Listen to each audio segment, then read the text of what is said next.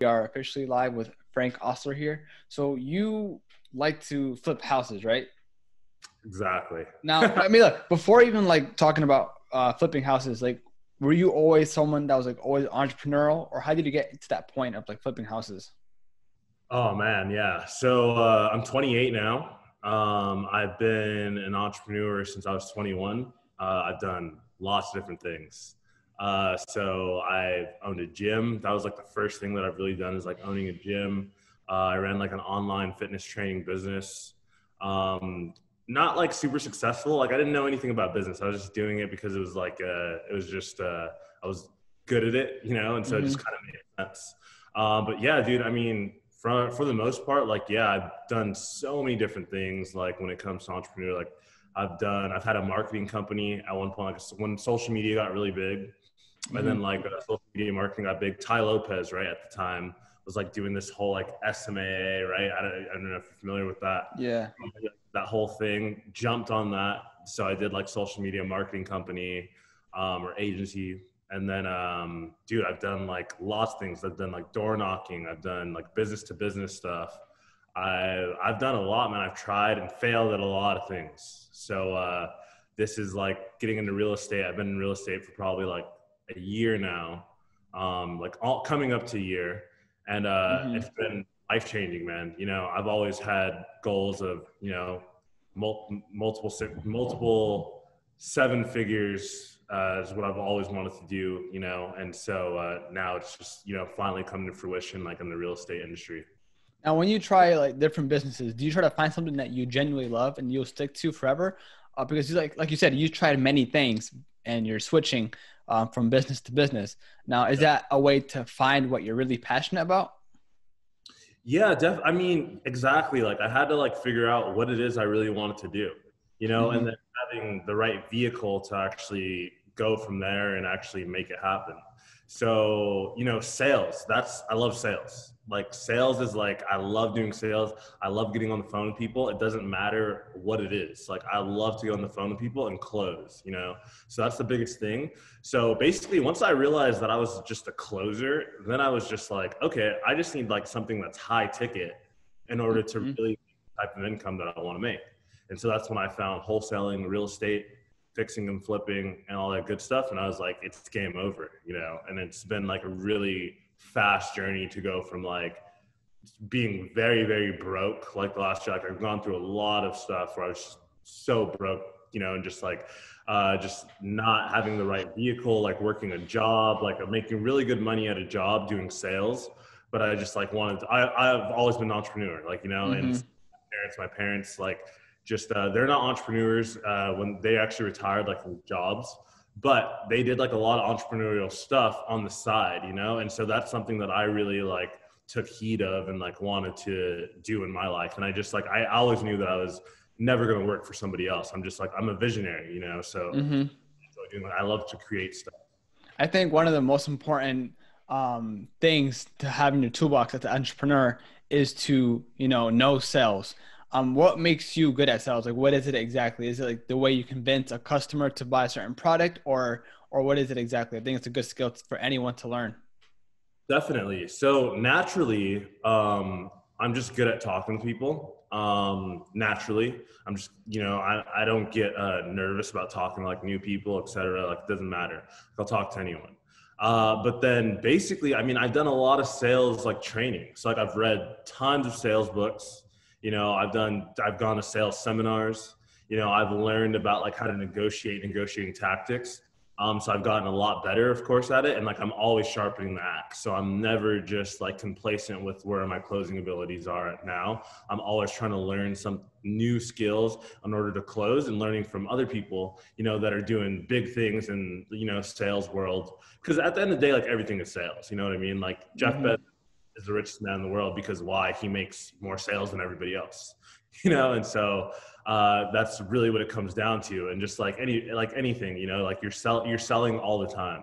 So kind of when I realized that, I was like, you know what, like I'm just gonna get really good at doing sales, and so that's what it's all about in my business. Because as much as I like to tell people like I'm in real estate, like I own a sales and marketing company. So like, you know, so that's pretty much like we're getting on the phone with people and we're finding out what their problems are, what issues that we can solve, and then we're solving those problems. It's like all about being a problem solver, right? Like like the bigger the problems that you solve, the more money you're going to make.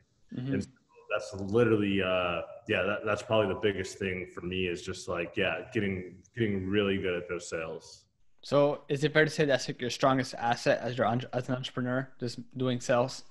No, definitely not. My strongest asset is just like, I would say, like I always tell people, like my superpower is just like I like if I don't know something, I'm gonna go figure it out.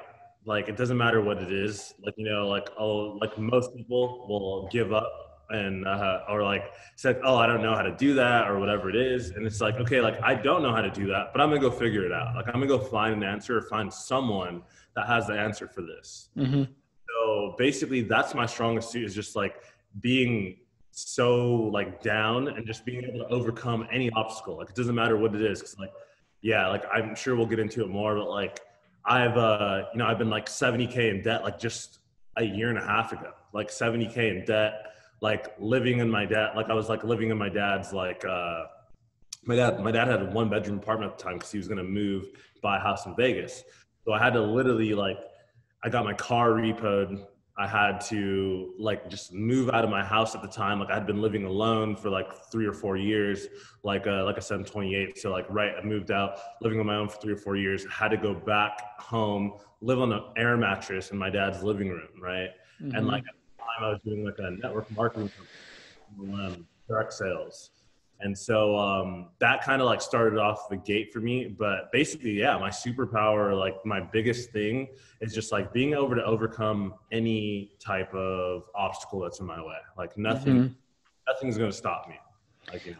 Like what's crazy is like some people once they are in that position of being in that much debt or having to move back in with their parents, they can either there's two ways: either they fold or they find a way to get out of that rut. And like what you did is like you found a way to get out of that rut. And I think it takes a moment like that sometimes, an epiphany, an event where your back is against the wall and maybe the only way to go is up unless like you just quit and you just continue to fall down. But it's sometimes in those positions that can make an entrepreneur an entrepreneur. Like you don't always have to be born one. You have to be put in that certain position and you kind of discover what you're about. Agreed, man.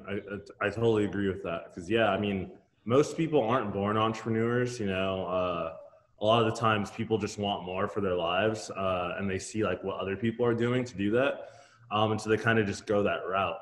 Mm-hmm. But I've done so many jobs, and it's just like I never felt right in the job, and I've always been a leader. So it's just like I always believed in myself as well. Like I knew like I could anything I want to set my mind to, like I can do it and accomplish it. So it makes sense, like I'm always like I could never go back. I'm just always going to be an entrepreneur. Yeah. And how long did it take you? Because you said you started several businesses. Not all of them were great, but you got a lot of experience from that, and now you're flipping houses. And you said you got the aspiration of what creating. You said six, 7 figures, 7 figures, yeah. seven So figures.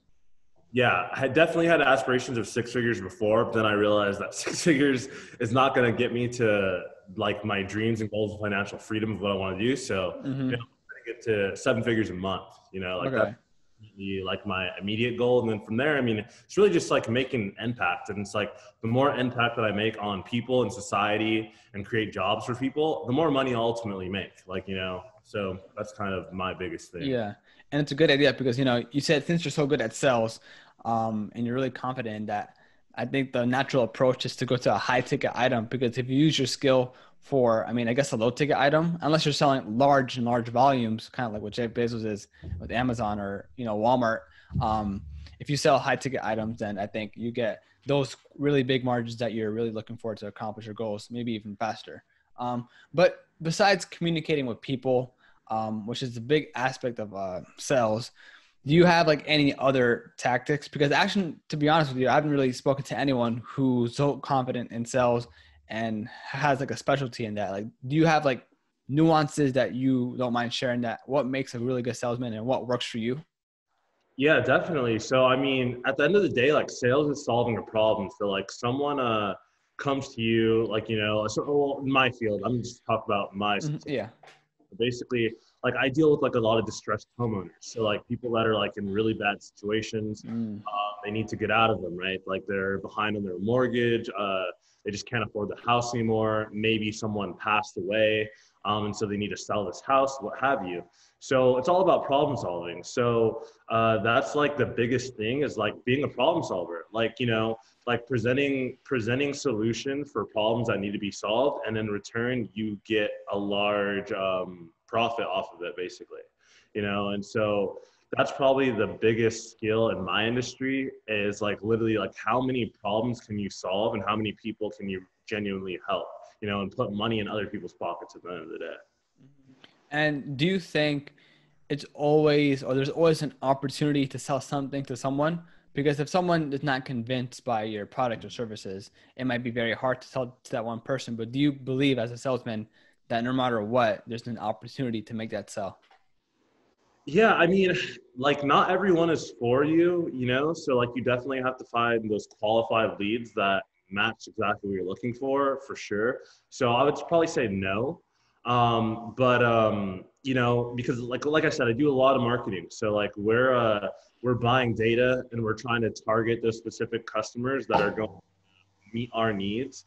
Mm-hmm. And not everyone fits that bill, but there's definitely a problem to solve everywhere, but it just kind of depends on the client that you're talking to or the customer that you're talking to. And if you can actually help them at that time, and so it really just depends case by case. Mm-hmm. When you mean by you buy data, you mean you buy the data from Facebook and then you kind of use that data to retarget to people that you are potential buyers? Yeah, so we definitely do marketing on Facebook, and so we basically we're buying like a list from different various websites like online, and we're buying homeowners lists, and we're just calling people up, asking them if they're interested in selling, and then finding those motivated sellers that are looking that need help to get out of whatever situation they're in. Oh, I see.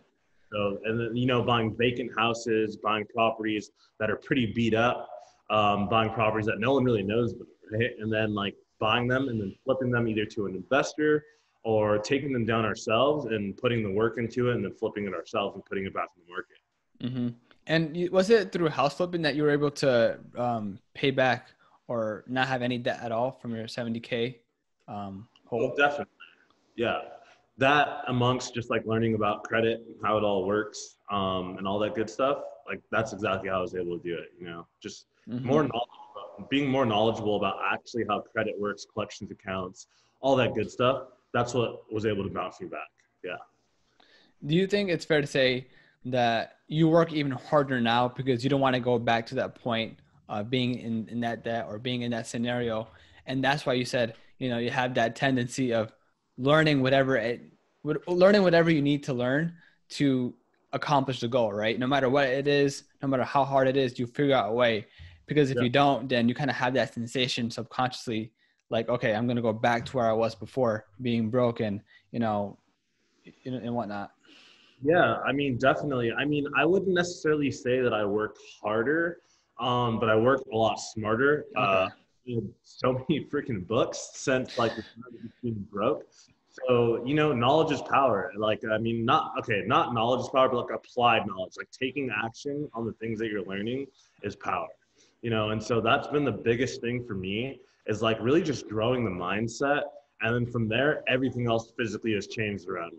Once I actually changed my mindset and then started actually physically taking that action, I saw everything physical started happening in my life. Like everything just leveled up and continues to level up. Mhm.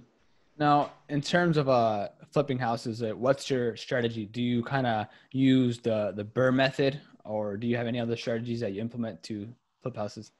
Yeah, so right now we're basically doing a lot of cold calling.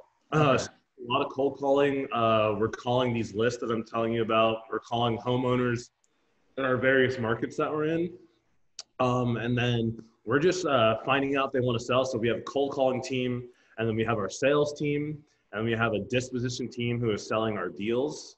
And then, yeah, that's pretty much it. We have like transaction coordinators. We have a couple of like virtual assistants that we're bringing on and stuff like that. But yeah, cold calling, man. For my business, like there's so many various marketing channels, but we're mastering one, and then we're gonna move on to the next. Hmm. I always hear that cold calling, I mean, especially in having a social media marketing agency, I don't know how it is in real estate, but from what I hear, cold calling is dead. So, I mean, in your case, it's definitely not, right? Oh, not at all. Not at all. Cold calling for our industry is great, man. Like I said, it's made me a lot of money. And so we're doing, we're on track already this month to do 6 figures in the month just from cold calling alone. So cold calling is great. I'm sure in other industries it's not so great. I get cold called all the time for various things. I'm like, why are you calling me? But, we get those people too, but you have to go through all the no's to get to those yeses when you're cold calling, and that's just the way it is. And fortunately, like when we do get those yeses, they're big deals, they're big, like 10K, 20K, 30K plus deals, so they're great, Yeah, because what sucked, I tried doing a social media marketing agency and I didn't like it. And, all my initial, I guess, clients I tried to get were through cold calls. And I probably made over 100 calls and maybe two said yes. And one might say, hey, like cold calling doesn't work at all. But the thing is that you only did cold calling for that specific industry. If you apply somewhere else, then it may work. So I guess you can't really say, oh, cold calling doesn't work for every industry that you're working on. Yeah, I agree with you. Like it just depends on the audience that you're targeting and the product that you're selling. So besides cold calling, do you have other methods of getting potential buyers besides the ads that you mentioned? Yeah, totally. So right now I have two realtors that I'm partnered up with in my two markets, or three markets actually. And so basically like they're putting offers for me. So for sale by owners. So they're putting in offers for me all day on different houses in our markets. So that's another way. But we plan on right now, like I said, we're mastering the cold calling. So we're not doing any other marketing methods, but we're going to start to do like SMS. So we're going to be like text blasting people. Uh, We're going to start to do like ringless voicemail. So sending out like voice broadcasts without even like, you don't even hear the phone call and the voicemail just goes directly to your phone. And it's like us saying like, hey, would you be open to selling your property for a cash offer, et cetera. We're going to do PPC. Definitely. PPC is obviously more expensive than anything else. So PPC is probably something that we'll implement later on. But yeah, we're gonna do it all, man. Email blast, PPC, Google AdWords, everything, SEO, the whole shebang. Wait, how does if in case anyone's curious, what does your cold call look like or sound like? Yeah, definitely. So it's just like, hey John, how you doing today? I just saw that we're just looking at your property over here in 123 Main Street. Would you be open to selling your property for a cash offer? And just get yes, no, or leave me alone. If they Hmm. say yes, then, we ask them a couple quick questions like, okay, great. Like I just have to ask you a couple qualifying questions and I can pass this info over to my acquisitions manager. He'll give you a call later on today and then we'll be able to get you an offer. So Hmm. we're just shooting out offers all day long. Okay. We're comping properties. So basically figuring out the comparable property prices in the area, seeing what the market's doing. And then that's how we're determining what our offer should be when we offer our seller. It seems like that cold call, those simple lines, is like the winning line to get those conversions. How long did it take you, or how many iterations did it take you to find that specific cold call for it to actually work? Yeah, so I mean, I'm all about like learning from other people that are in a position that I want to be in. So not that long because I just Okay. straight copied what other people were doing that was working. I wasn't trying to reinvent the wheel or do my. Mm, It's like, okay, this person is doing multiple seven figures a year. Like, why not do the same thing? yeah, true. Copy the same thing. So it didn't take that long, but in the beginning, I was doing all the cold calling myself. I had a business partner at the time, and so we were doing all the cold calling ourselves. We were doing like 100 to 150 like live calls a day that we were actually like, connecting with people. It's crazy. Yeah, so we're doing it all ourselves. But I want to say it didn't take that long, just because we had all the tools. We were like, we're going to learn from other people that are already doing well in the business and just shortcut the whole thing, learn from people that are already killing it. Yeah.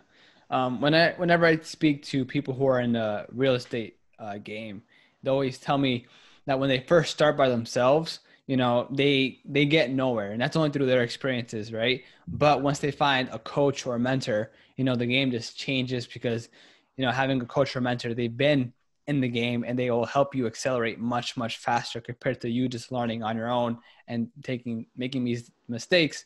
And eventually you'll learn it. But if you have a coach or a mentor, you just will learn almost right away, right? In your case, did you kind of learn by yourself and have a team to help support your goals, or did you have a coach and a mentor? Yeah, so no coach, no mentor yet. I, of course, definitely plan on getting one. I'm already like working on it. And, I'm in a couple masterminds. I'm with other successful like real estate entrepreneurs and those as well. But yeah, no coach or no mentor. I was just, watching, like, you have to become obsessed with whatever it is that you're trying to do to be successful. Like, you have to be obsessed with it. Like, it's like, if you want to be the best, like Kobe Bryant, Michael Jordan, like they're obsessed with their craft. So we were just, watching podcasts, real estate podcasts every day, listen to real estate things every single day, just learning more and more about the real estate game. And yeah, I mean, I got like really lucky in the beginning because like my first 48 hours into actually trying to land a deal, I landed a 10K deal. What? And after that just fell flat on my face, but Yeah. I had to like go back to the drawing board and figure out where to pivot and change up a lot of things. But that first deal basically was like the catalyst for everything because I was like, okay, I can make this work, quit my job literally right away and just went full time in. I was like, if I can make 10K like that, like I'm just going to continue to rinse and repeat and just do this over and over again. Yeah, I think that part of like being lucky the first time, I feel like for some people, they may be like, yo, I'm a genius, like just do it. And then they fall flat because they got lucky. They didn't learn the ropes yet. And I Yeah. think everything takes time. I think it's much harder to like, be very successful first with luck and then fall down. I think it's better to like fail first, ideally, and then work your way back up because you don't know if it's just an anomaly that you got that result. Yeah, That's exactly. crazy though. Yeah, dude, I agree, man. I agree. So it was pretty much that first deal was like a proof of concept because like Okay. I'm buying real estate, no money down, you know? Hmm. Like, and like a lot of people are like, wait, how are you buying real estate with no money? I was broke at the time. Like I had like less than $500 in my bank account easily. And so a lot of people are like, how are you doing that? And so it was like, for me, a proof of concept, like, wow, like I can wholesale houses and buy property and sell property, and make 10 grand without any money. It was crazy. So, that for me was that was the biggest thing at that time. But then, yeah, I just fell flat on my face after that. And so like, lots of failures. I think the most important thing whenever you're starting something new is the proof of concept because, it sucks when you work so hard on something and there's no results, right? Like there's absolutely no results and you may think, hey, this isn't working at all. But just a glimpse of that the proof of concept is working to some degree, it just gives you that added motivation to work even harder, And it's all about that first proof of concept or first validation point to get you like to keep going. Exactly, man. And that's what you got there. Yeah, I completely agree with you. Cause yeah, I Mhm. was, I was making really good money at my job. I mean, I wouldn't say like really good money, but I was making 10 grand a month, doing the sales job, 9 to 5. And like, as soon as I did that in like 48 hours, I was like, it's a done deal. Like I'm going into real estate. Like this is what I'm going to do for the rest of my life. And Hmm. then continue to grow. Yeah. And it's also important, like you said, you listen to so many podcasts, had all these resources to learn as much as possible. But there's so many missing gaps when you listen to these resources because at the end of the day, you can only learn so much, but you actually learn, taking the initiative, failing, and then reiterating your process to do what potentially will work. You Yeah, know. I agree with you, man. Yeah. And how important is it now? Because you said you started by yourself, you had a business partner, but how important is it to have a team around you? Because you mentioned that you had a virtual assistants too. Yeah, definitely. So, I mean, like I said, I had a partner in the beginning. Things just didn't work out. And now, like, I have like a full team. So, like, I have a COO. who also handles like my disposition, so selling all of our deals. And then he just handles like a lot of the operations, day-to-day operations and things like that, transaction coordinating. And then we have a full team of cold callers. And then we have people that are like on the ground in these markets that are like going to the properties, taking pictures for us. Cause I'm all virtual, like, you know, like I don't like, I work from home, like, you know, and so I'm doing everything virtual right now. So having a team is like, that's where you begin to really make good money because, you know, you're delegating a lot of stuff. You're able to create more time freedom for yourself. So you can start to work on your business instead of in your business. Yeah. I think this point might be very important for anyone who has enough capital to hire someone. When is it the right time to hire someone? Yeah, so I mean, I guess it really depends on the size of the deal, of course. But I mean, right away, like that first, after that first deal, I was like, we got to put more money into marketing. So let's hire some cold callers, you know, let's buy more data. And then from there, continue doing what we're doing, you know. So right away, I mean, if you pop a $5,000 to $10,000 deal, put all that money back into marketing, you know, hire some cold callers, get some leads coming in, like automated, and then start closing leads. Get good at closing leads Mm-hmm. yourself. Once you have, you know, a significant amount of money, now you can like hire an acquisitions manager, you know, and hire like other people to like fill these roles that you're doing every day. Mm-hmm. I mean, like right away, really. That's why real Yeah. estate, it's always like they have this saying, it's like one deal away. Like you're one deal away from changing your entire trajectory of your business. Now, do you put all your money back into the business? Like, how do you kind of like allocate? Okay, 90% of it, the money that we make at the business or that I make goes right back to the business and the rest goes into my pocket. How do you kind of figure that out? Definitely. So I haven't been paying myself anything for my business. Like right now, like I'm just like in growth mode, scale mode. You know, I'm pouring it back into my company. So not everything. So 30% is getting saved in a savings account for taxes. I'm in California, so taxes are ridiculous. 30% is going in a savings account for taxes, and then 30% is going back into the business. And then the rest we're allocating funds for different things of like data, paying people salary, et cetera, et cetera. But yeah, pretty much paying ourselves nothing. Like me and my COO, we're not paying ourselves anything.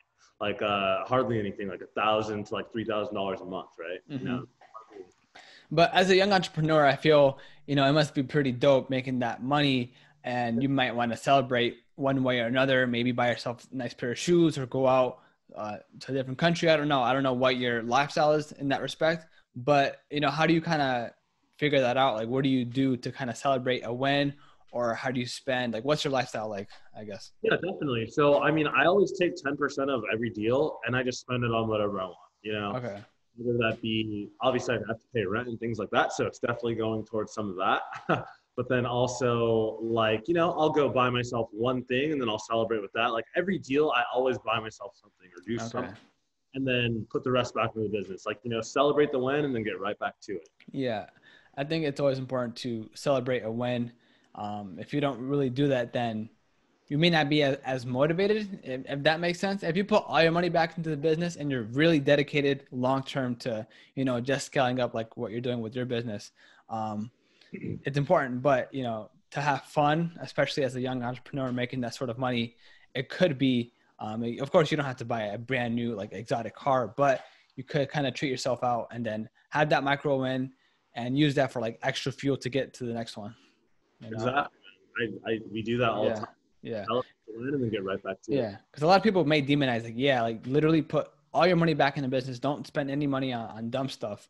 But to that point, what I was thinking about was, I mean, yeah, ideally you should put literally all your money back in the business. But of course, if you have rent, pay that off. But if you want to have some fun, kind of de-stress a little bit, celebrate with some gift or go out for some like night, I don't know, and Yeah. then go on to the next project.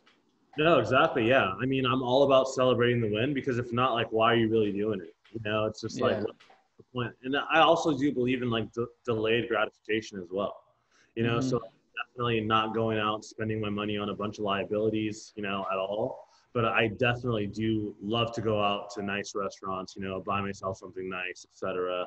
And then continue to scale this thing. You know, after that, get right back to it, scale it, pop another deal, and then, celebrate that one again and Mm-hmm. keep, rinse, repeat.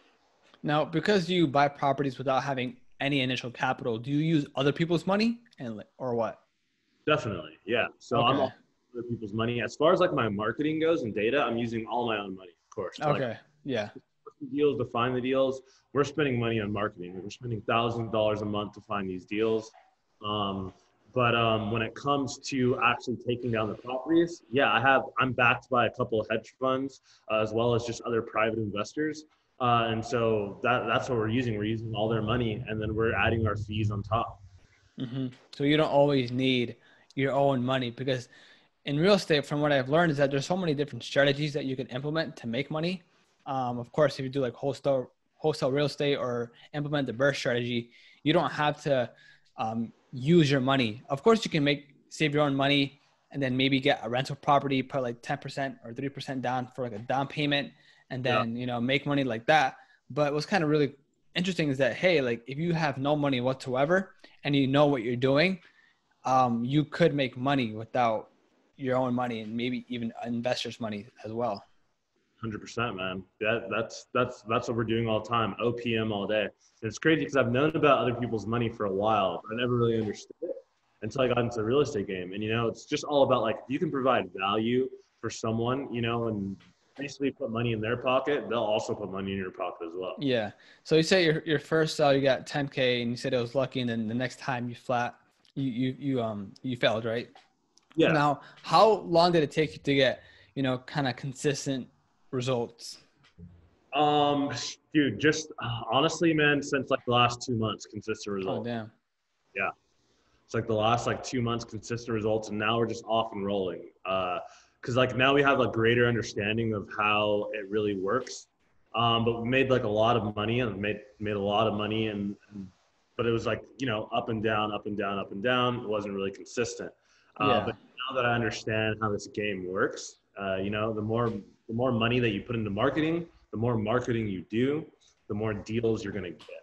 And so that's what it's all about. So basically what that takes is like, if you're doing cold calling, you need to get more cold callers. You need to buy Yeah. more so that you can call more people. You need to give more offers to sellers every single day. And that's Mm-hmm. at the end of the day, it's a numbers game. So we're just, I'm just looking at KPI all day, and like, for every 100 offers that we give out, like we're getting, 10 to 15 deals, and so that's what we're going by.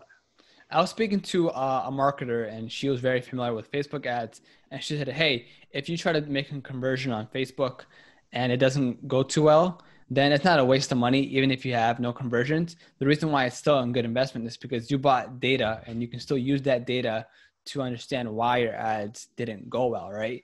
And the more you spend, the more data you have.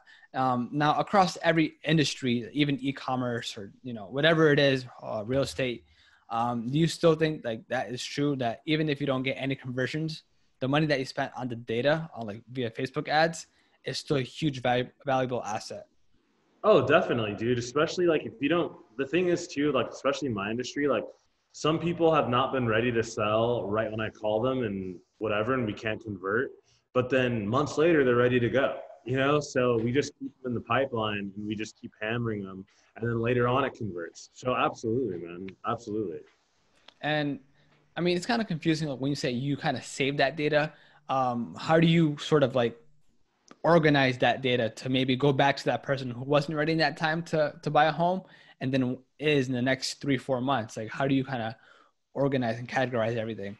Yeah. So we have a full like automated CRM, which is called. Okay. So we're using Podio. And so basically, like if someone's not ready to sell at that time, we're going to put them in our system for a follow up and say like a month or 2 months, 90 days, whatever have you, whatever the timeline is. And so then we'll follow up with them again. We'll just say, hey, we know that you weren't interested in selling like about like a couple months ago. We just wanted to see if anything's changed. And then Yeah. just give them back in the pipeline right there. So we'll like bring deals back to life. Because I always say, right now we're living in the information age, and it's crazy that businesses nowadays, of course, they're selling their products and services, but I think where the big bucks is coming from now is data. Amazon, they have a lot of data, not only with Alexa, but with the people, what the purchases that people are doing on Amazon. Yeah. Netflix, they make money through their subscriptions, but they also have huge data. They know who's watching what, at what time, when, what demographic, and that's valuable data that every business has and people are acquiring too. So I think this having that data is a huge asset and not just a loss, even if you have no conversions whatsoever. And that's something I just learned recently too. It's pretty cool actually. Dude, I mean, it's facts.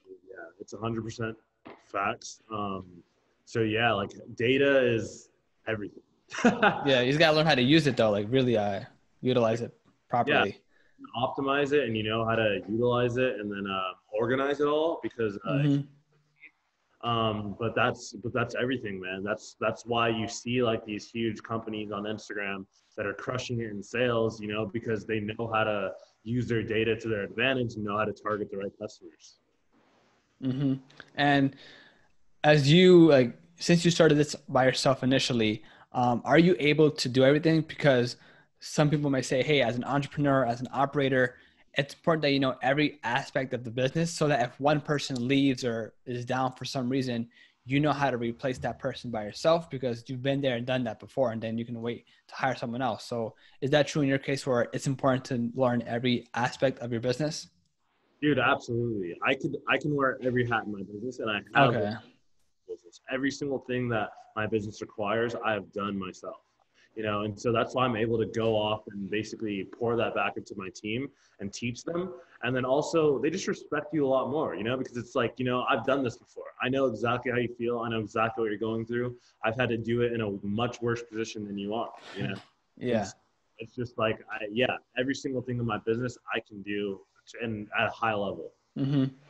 So now, because you have a team and you know they're taking um, that time, that valuable time that you have to delegate to their skills, that's why you hired them.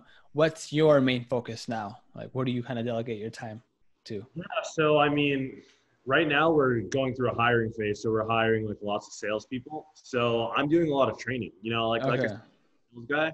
So I'm basically pouring into them what I know in terms of sales and things like that.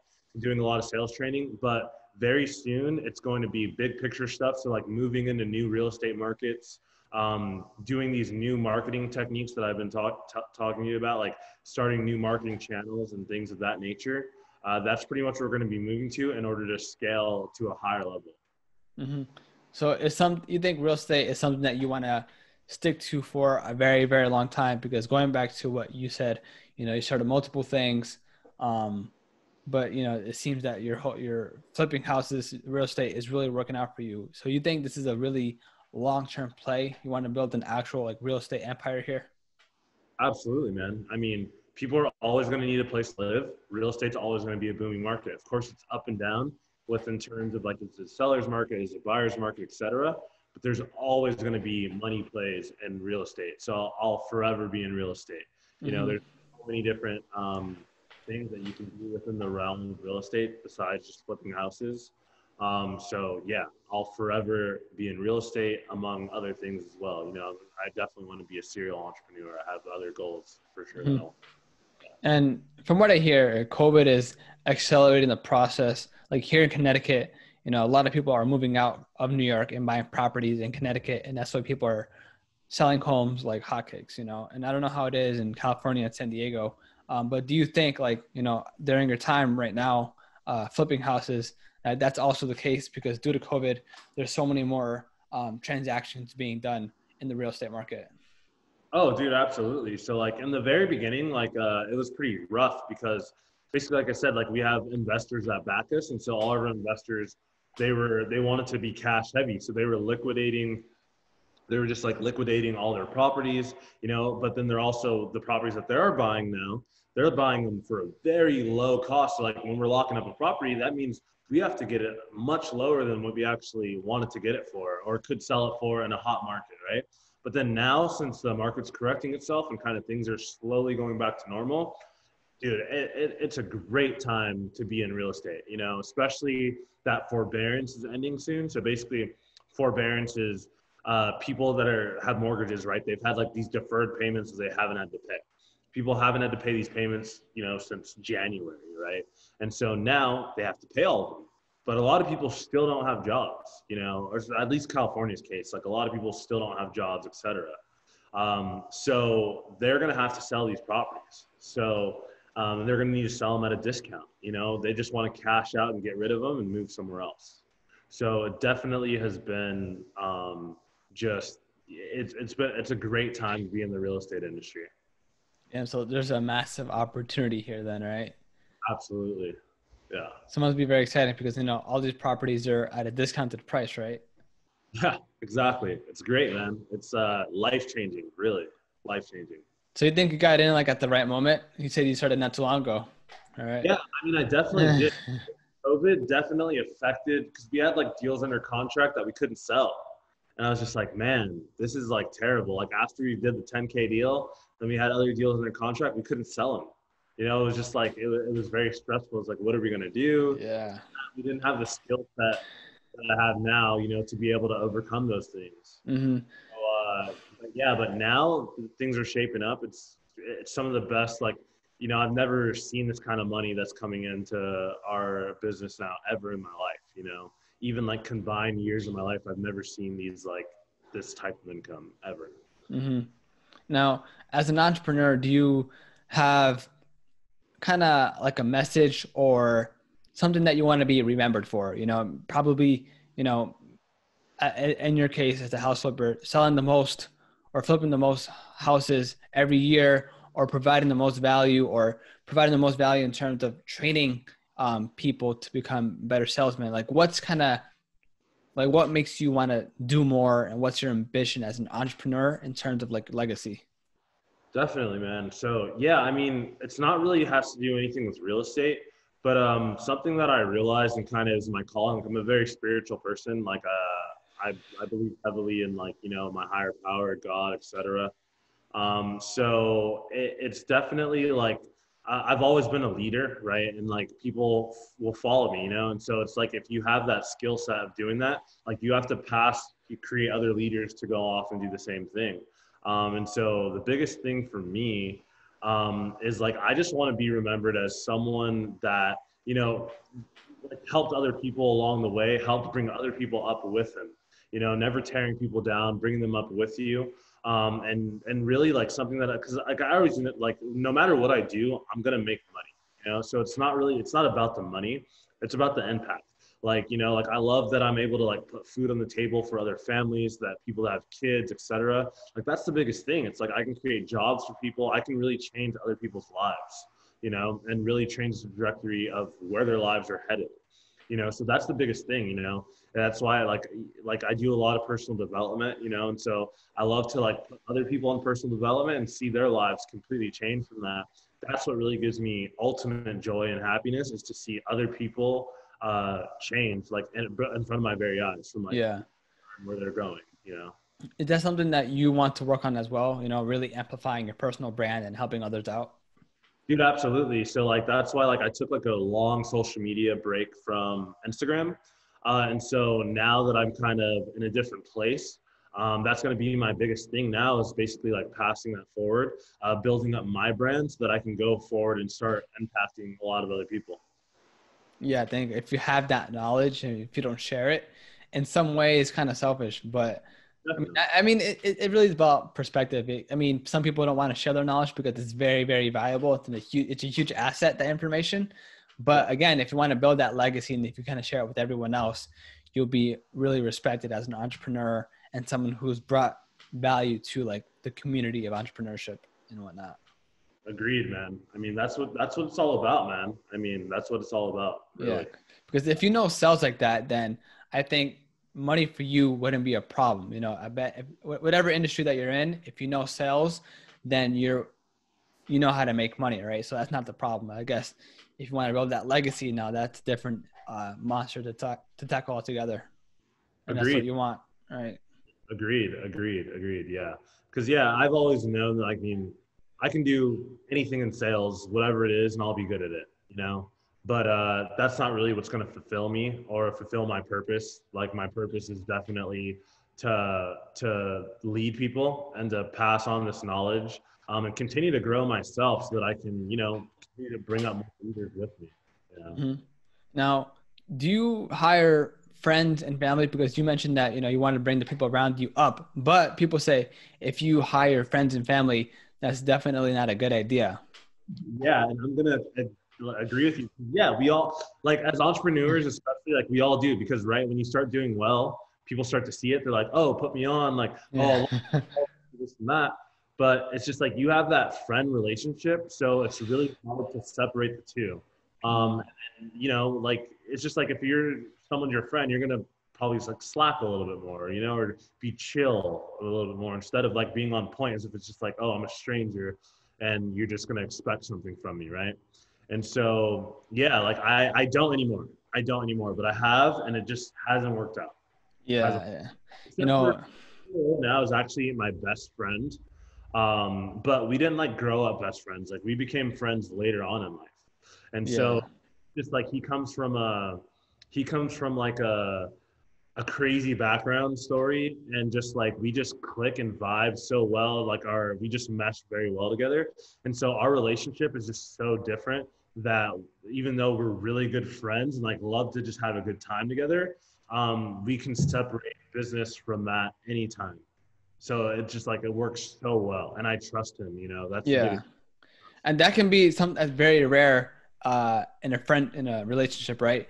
But from what I hear the most time is like, when you have friends and family and you integrate money into that, it becomes very, very complicated. That's why your partners or business acquaintances, they're not really your friends, they're just there. Yes, you can be very cool with them, but Yeah, it's more of like acquaintances. You're not really making friends with the people that you're working with. And if you add a friend or a family member in there, then it gets very tricky totally, from what man. I hear, you No, know. yeah.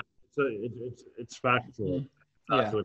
I So mean, I'll never hire a family member ever again, and just like unless like obviously the circumstances are different. If they're on like, if they fit our company culture and yeah. core values of our company, then that's something that's different. But just from my experience, like the people that I have hired that have been like really good friends, family, etc., they just haven't been there. But I've just done it because I like them a lot. More than Yeah. I mean, you can put them on, but they probably won't be. I mean, they'll be motivated by the money, but I think after a while, they're not going to be liking the job. But if you hire someone who knows how to do the job and you're kind of cool with them, that's probably the better hire, exactly. at the end of the day. But I Yeah. mean, it's always cool if you think about it, working with friends and family, putting them on, and then growing as a team. But that's really rare from what I hear from entrepreneurs. It's very rare, man. It typically doesn't work out, but and so I'll probably never hire someone that I'm really close with like that ever again. Hmm. Yeah. So you had an experience like that? Yeah, definitely. A Hmm. couple. Yeah. Yeah. I mean, you live and you learn through those experiences. Um, it's kind of weird because ideally, if you want to learn, you learn from other people's mistakes, but sometimes you don't want to do that. And the only way to learn is from your own mistakes. So yeah, you can tell me literally all the things that one shouldn't do, but people are still going to do it and then learn on their own through their failures. Dude, agreed, man. Exactly. And sometimes that's what you have to do, like it's great to learn from other people, but sometimes you just have to bump your head to continue to move forward. That's the Yeah. only thing you learn. Hmm. What Same do you thing. think was like your biggest L working in real estate? My biggest L, man. If you had any so far. Yeah, I was gonna say, man, I haven't really had a huge L yet. Man, I haven't really had a huge L, but I've had like lots of small ones that have like gotten me to where I'm at now. Uh-huh. Uh, I haven't really had anything crazy that's just like, whoa, this is like gonna be like set me back and I'm gonna have to come back from this. Yeah, not yet. Yeah. Okay. But apart like from real estate, like did you have any big L's in other businesses? Like for example, your gym or your Oh, marketing? dude, putting myself in 70K debt. That was because it's not from college debt, right? It's not school debt. This was from like just like doing something really dumb, and just like doing a lot of dumb things at the time. I just got involved with some really dumb things of like just listening to the wrong people, right? Put myself actually more than 70K debt because, like I said, like I got my car repoed. I had like over $70,000 in like loan debt and credit card debt. And so that was like a big driving factor for me. And like I had to go back home and live with my dad, like no car, and just had to make things happen, like by any means necessary. Like it didn't matter. Like there was like so many times where I literally didn't have $5 in my account to eat. Like I seriously tell people, Sheesh. I'm like, they're like, well, you come from like cause like I was like, grew up in like I'd say like upper middle class, like not, definitely not upper class, but upper middle class family, right? Hmm. So thinking that like, oh yeah, he's always like had like maybe, yeah, I definitely did. Like I was blessed for sure, definitely blessed. But like I put myself in the situation to where I was just like so lower than the low to where I wouldn't even have money in my bank account. Like, it was crazy. Like I couldn't eat most days, like, or I would just eat like one thing per day. And like, it was just, that was probably the biggest L that I've taken, have to like walk places to go to meetings, take Ubers places to go to meetings, like borrow people's cars to go to meetings, whatever it was, man, like anything, like just having like by any means necessary, just making it happen. Hmm. Well, it's kind of, it might be messed up to say this, but of course, no one wants to go through that experience. But I think going through that experience shows you what position that you don't want to be in. That makes you give you that extra motivation to Totally. like, because like say one day down the line, and hopefully this doesn't happen, that things don't go your way and your business collapses. You're already Yeah, used to that scenario of living that lifestyle.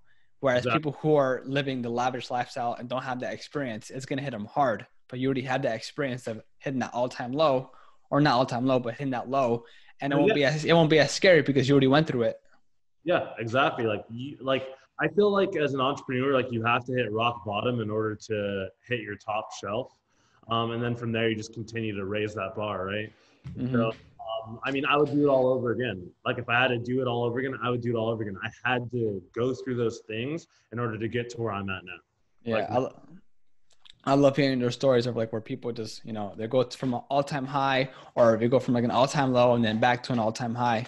And it shows like how versatile and how you act as an entrepreneur, because you can't just have wins every time. We need some L's, some major L's, and you got to see how you kind of react to that or adapt to that scenario, you know? dude, exactly. You have to, L's always lead to losses. And, like Will Smith always says, like, fail fast, like fail forward, fail often. And Hmm. so that's literally what you have to do, man, in order to continue to level up, you I know? love it, bro. So yeah, Frank, I don't want to take too much of your time here. I think we definitely learned a lot from what you do and your personal story. So if people, want to hit you up, learn more about you, where can they find you? Yeah, absolutely. So you can follow me on Instagram. My tag is at Mr. Ausler. You can follow me on Facebook as well, Frank Ausler Jr. And yeah, I mean, those are probably the two best sources to get a hold of me. I answer everything. I'm not, I'm not like that big of a deal. I'm not Gary Vee over here, right? But yeah, so hit me up there. I love to help people as much as I can. And I'm going to start putting out a lot of good content that's going to really start to help people in their own journey as well, just like other people have done for me. For sure, man. I think we're all going to appreciate, that content and learning from many other entrepreneurs. Everyone has their own perspective, their own formula, their own style. And if you can implement that and help others learn from your mistakes and from your journey, I think that'll be helpful for anyone listening. Dude, absolutely. I appreciate you for having me on this podcast. My first one of many. I'm excited. So it's really exciting to do this. And I really thank you. And I look forward to following your journey as well, seeing where you go. Thanks, man. I really do appreciate it, bro. All Yeah, right. man. Dude, Have a good one, all right?